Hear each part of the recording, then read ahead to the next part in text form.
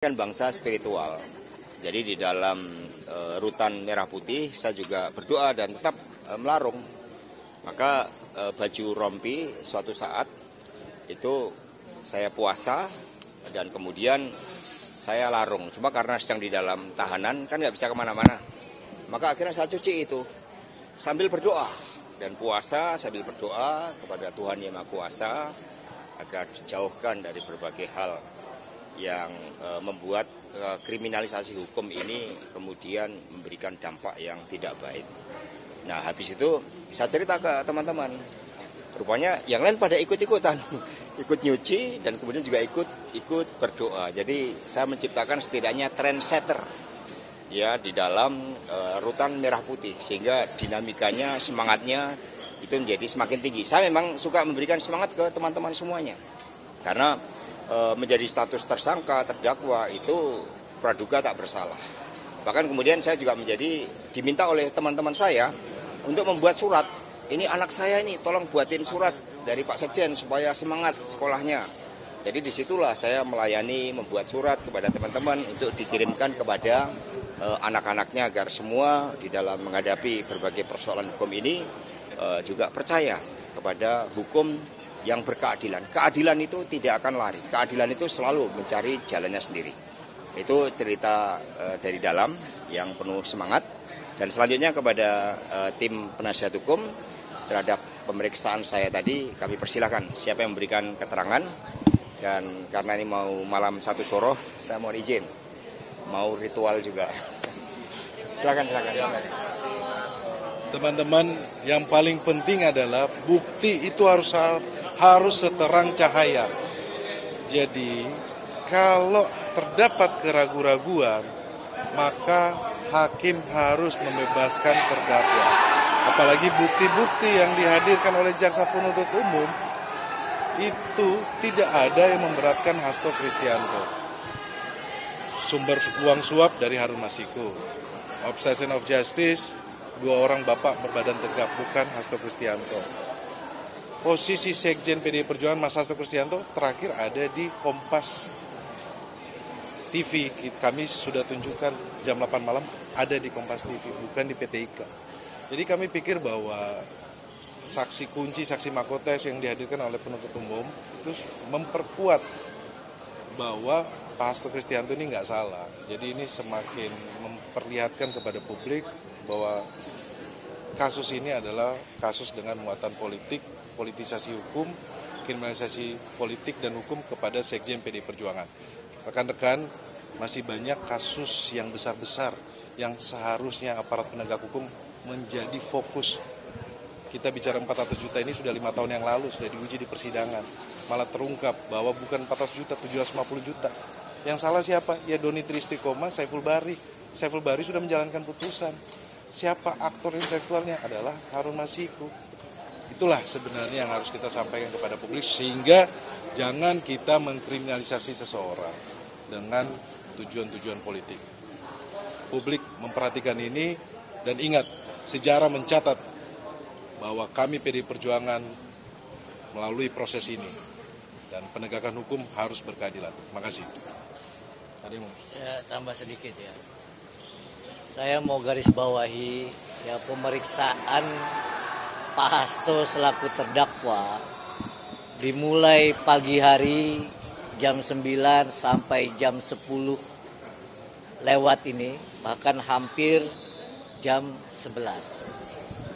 Yang saya mau garis bawahi adalah kalau ibu bapak lihat tadi pertanyaan yang diajukan oleh majelis hakim ya, itu dari kami bisa kita bilang pada dasarnya muncul keraguan ya. Apa pertanyaan majelis hakim? Pertanyaan majelis hakim itu terkait dengan bukti percakapan, bukti chat ya. Sebagaimana yang kita tahu, yang namanya bukti petunjuk itu tidak boleh berdiri sendiri. Kalau itu percakapan Nur Hasan yang ditanyakan, Maka Nur Hasan sudah dipanggil di bawah sumpah, menyatakan Pak Hasto ya tidak pernah menyuruh dia untuk menenggelamkan atau merendam HP. Kalau kaitannya dengan Kusnadi, percakapan atau chatnya, Kusnadi juga sudah dipanggil, menerangkan di bawah sumpah tidak pernah ada perintah atau suruhan Pak Hasto untuk merendam atau menenggelamkan HP juga. Kalau terkait dengan Doni Triistiqomah, chatnya, percakapannya, Doni Istiqomah juga sudah diperiksa di bawah sumpah, menerangkan bahwa dia dapat yang namanya uang yang dari dalam tas itu diberikan oleh Kusnadi. Kusnadi itu sudah dipanggil juga. Dari mana dapat tasnya? Dari Harun Masiku. Saiful Bahri juga begitu. Sudah dipanggil Saiful Bahrinya. Dititipkan koper oleh Kusnadi dan juga berasal dari Harun Masiku. Apa yang kami mau maksud? Terkait dengan percakapan, ya, saksi-saksi, siapapun dia, dari 15 saksi itu bukti petunjuk kalau mau dijadikan alat bukti itu. Saat bukti petunjuk itu tidak berkesesuaian dengan keterangan saksi yang ada dalam percakapan itu, maka bukti petunjuk itu harus dikesampingkan. Itu hukum pembuktiannya. Nah, oleh karena itu pertanyaannya sekarang, saya kira Bapak Ibu yang mengikuti sidang sejak pembacaan dakwaan sampai malam ini, dari Ibu Bapak 10, mungkin 10-10-nya nih nanya sekarang, apa benar nih Pak Hasto terlibat? Benar nggak? Iya dong. Apa benar nih Pak Hasto nih memang ada menyuap? Apa benar ini merintangi penyidikan? Nah, saat itu timbul keraguan sedikit pun dari majelis hakim, maka hukum menyatakan harus dibebaskan. Itulah asas yang paling dasar, yang paling pokok, yang paling fundamental, in dubio pro reo. Kalau ada keraguan sebiji sawi pun, maka majelis hakim harus membebaskan terdakwa. Mengapa Ibu Bapak? Karena sejak zaman dulu sudah diajarkan bagi sarjana hukum, apalagi bagi penegak hukum, ya, lebih baik membebaskan 1000 orang yang bersalah ketimbang menghukum orang satu saja yang tidak bersalah. Jadi sekali lagi Ibu Bapak, kita berdoa minggu depan, amin, tanggal 3 tuntutan bebas karena tidak terbukti.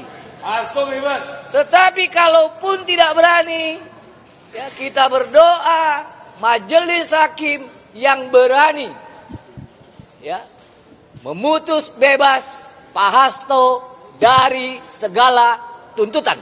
Betul. Ya, Frisprah. Itu dari saya. Terima kasih.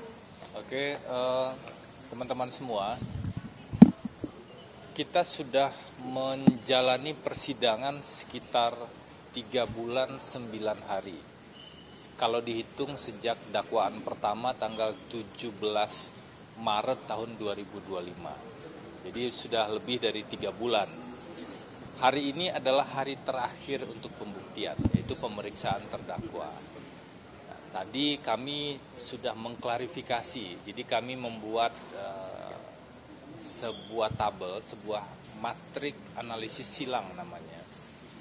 15 poin yang dibuat dari uraian dakwaan. Kenapa kami buat dari uraian dakwaan? Karena dasar untuk memutus itu adalah dakwaan, jadi tidak boleh keluar dari dakwaan. Dakwaan yang dibuat penuntut umum itulah yang harus menjadi dasar. Makanya kami uraikan Dari dakwaan itu kami tadi menguraikan 15 poin. Satu persatu itu kami tanya ke terdakwa. Ternyata banyak dari hampir semuanya lah, semua dari 15 itu tidak terkonfirmasi atau tidak terbukti dengan bukti-bukti yang sudah muncul di persidangan sebelumnya. Bahkan bukti yang muncul di persidangan sebelumnya bertentangan dengan poin-poin di dakwaan penuntut umum tersebut. Makanya kami membuat itu agar lebih jelas. Misalnya mulai dari hal yang paling sederhana, bagian dari dakwaan yang mengatakan yang pertama kali disebut adalah seolah-olah uang suap itu adalah untuk pengurusan PAW, pergantian antar waktu. Padahal menurut undang-undang pemilu, undang-undang MD3, dan peraturan KPU tentang PAW itu, sebenarnya kewenangan untuk PAW itu berada sepenuhnya itu di DPP partai politik, di partai politik. Dan KPU tidak punya kewenangan untuk menyetujui atau tidak menyetujui. Itu kewenangan penuhnya ada di partai politik. Pertanyaan sederhana, secara logis, buat apa menyuap kalau kewenangan itu sebenarnya KPU tidak punya kewenangan tersebut. Nah, inilah kekeliruan pertama dari dakwaan suap penuntut umum. Makanya tadi kami uraikan. Kemudian secara faktual kami juga menguraikan poin-poin yang lain. Mungkin tadi teman-teman juga sudah menjelaskan terkait dengan sumber dana. Itu bukan dari Pak Hasto tapi dari Harun Masiku. Kemudian terkait seolah-olah, di dakwaan kan begitu ya, seolah-olah Saiful Bahri ini selalu lapor ke Pak Hasto. Ketika Saiful Bahri ditanya, dia bilang, enggak, itu saya sendiri yang create bersama Doni terkait dengan skenario suap. Jadi enggak ada sama sekali arahan dari Pak Hasto ataupun lapor. Itu poin yang paling mendasar. Sampai dengan poin-poin berikutnya. Jadi ada 15 poin. Nah, saya ingin fokus pada salah satu poin, 5 poin pertama, yaitu terkait dengan dakwaan pasal 21 atau obstruction of justice. Jadi kami sudah mengidentifikasi ada persoalan norma, penerapan norma di pasal 21 ini. Tahap penyelidikan misalnya, itu seharusnya tidak masuk dalam pasal 21 karena memang tidak disebut di pasal 21 tersebut, pasal obstruction of justice. Sementara tuduhan terhadap Pak Hasto ini adalah salah satunya di tahap penyelidikan. Seolah-olah Pak Hasto itu menyuruh Harun Masiku merendam handphone melalui Nur Hasan. Fakta sidangnya apa? Nur Hasan berkomunikasi, Nur Hasan ini security ya di DPP PDI Perjuangan, berkomunikasi dengan Harun Masiku karena dia diarahkan oleh 2 orang berbadan tegap. Dan kami tanya waktu itu ke Nur Hasan, apakah ada perintah, ada arahan, atau ada telepon dari Pak Hasto atau pihak lain yang disuruh Pak Hasto? Tidak pernah ada. Bahkan yang menelpon pada saat itu adalah hanya terkait dengan perpindahan penjagaan ya dari acara di dekat Kemayoran kemudian ke rumah aspirasi. Jadi tidak pernah ada. Yang terjadi adalah dalam proses pembuktian ini, dan besok kita lihat di tuntutan. Yang terjadi adalah selama ini fakta yang tidak menjelaskan peran Pak Hasto kemudian diasumsikan seolah-olah, ditafsirkan seolah-olah kata Bapak itu mengacu pada Pak Hasto. Bagaimana mungkin satu kata Bapak kemudian ditafsirkan seolah-olah itu Pak Hasto? Analisanya apa? Karena ada penyebutan SS, rumah aspirasi. Padahal tadi dijelaskan rumah aspirasi itu banyak orang di sana. Pak Hasto saja nggak pernah mau tidur di sana, tapi nggak jadi karena tadi kan Pak Hasto bilang ada faktor lain, ya ada kecoa ya di sana begitu. Dan itu seolah-olah dikonstruksikan itu rumah tinggalnya Pak Hasto sehingga panggilan Bapak itu mengacu pada beliau. Padahal kan itu tidak benar. Dan fakta yang lain adalah dikaitkan dengan DPP. Karena ada penyebutan DPP PDI Perjuangan dalam komunikasi itu. Padahal tadi juga terungkap dan sebelumnya juga terungkap ada 27 orang pengurus DPP PDI Perjuangan dan sebagian besar adalah laki-laki. Kalau ke perempuan kita panggil ibu, kalau ke laki-laki kita panggil bapak, kalau formilnya. Dan tadi Pak Hasto bilang panggilan terhadap dirinya adalah Mas Hasto, atau ada panggilan formil Pak Sekjen, seperti itu. Jadi banyak fakta persidangan ini sebenarnya nggak nyambung dengan tuduhan awalnya. Jadi alias tuduhan awalnya itu tidak didukung oleh bukti-bukti dan fakta-fakta persidangan. Jadi ini proses persidangan yang tentu tetap perlu sama-sama kita hormati. Kami dari penasihat hukum tentu saja juga sampaikan terima kasih ya pada majelis hakim yang memberikan keleluasaan untuk menggali fakta-fakta yang ada, dan penuntut umum juga atas kesediaannya kami sampaikan terima kasih tadi menampilkan beberapa bukti-bukti agar kita bisa lebih terang untuk melihat persoalan ini. Jadi sederhananya tadi setelah 3 bulan 9 hari sampai dengan hari ini kami melakukan analisis silang, menyusun matrik analisis silang, perbandingan antara uraian dakwaan dengan bukti-bukti dan fakta yang ada di sidang, dan kemudian mengkonfirmasinya pada Pak Hasto. Dan dari 15 poin di uraian dakwaan itu justru kami menemukan uraian dakwaan tersebut tidak didukung oleh bukti yang kuat, tidak didukung oleh bukti yang solid. Mungkin itu yang bisa disampaikan. Saya mau nanya, sebenarnya Pak Hasto sendiri bertemu terakhir kali dengan Harun Masiku itu kapan? Disimak saja fakta persidangannya tadi ya. Tadi kan sudah dijelaskan memang pernah ada pertemuan saat proses pencalekan awal. Kemudian ada tindakan-tindakan lain terkait dengan beberapa orang yang lainnya. Itu silahkan disimak saja di fakta persidangan. Begitu ya. Terima kasih. Thank you, Mas.